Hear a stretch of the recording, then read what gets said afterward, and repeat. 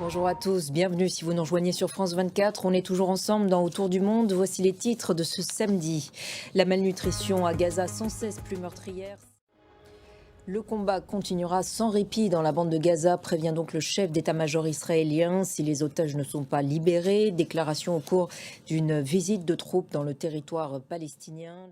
Pendant ce temps, à Gaza, la situation humanitaire est toujours aussi catastrophique. 7 nouvelles morts dues à la famine ont été enregistrées ces dernières 24 heures, selon le ministère de la Santé de l'enclave.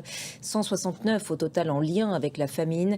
Les largages d'aide sont dérisoires par rapport à l'ampleur des besoins. Par ailleurs, les violences se poursuivent à proximité des centres de distribution d'aide de la GHF, la très controversée Fondation humanitaire de Gaza, soutenue par Israël et par les États-Unis. Écoutez ce qu'en dit le journaliste indépendant Rami Abou-Jamous depuis Gaza.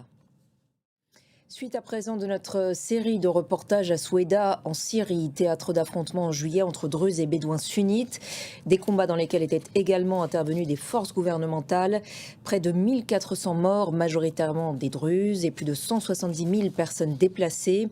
Parmi elles, un certain nombre de Bédouins qui ont trouvé refuge depuis à Dera.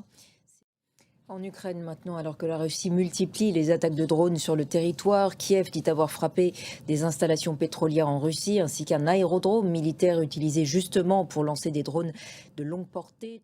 Kiev, de son côté, dit avoir intercepté 45 des 53 drones lancés durant la nuit par Moscou.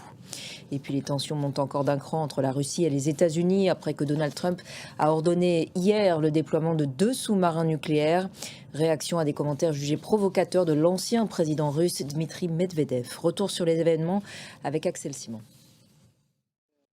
Donald Trump, par ailleurs, très contrarié par la publication des chiffres de l'emploi aux États-Unis. Il montre une dégradation nette de la situation, des données que le président américain juge truquées. Il a même demandé le renvoi de la statisticienne responsable de l'étude, ce qui a évidemment suscité un tollé chez ses opposants. Étienne Paponeau. Dans le reste de l'actualité internationale, l'ancien président colombien Álvaro Uribe, condamné à 12 ans d'assignation à résidence pour entrave à la justice et subornation de témoins. Il s'est également vu interdire toute fonction publique pendant plus de 8 ans et devra régler une amende de près de 840 000 $. Explication de Natalia Odisharia. Et c'est la fin de cette édition. Merci de l'avoir suivi. L'actualité continue sur notre antenne. Restez avec nous.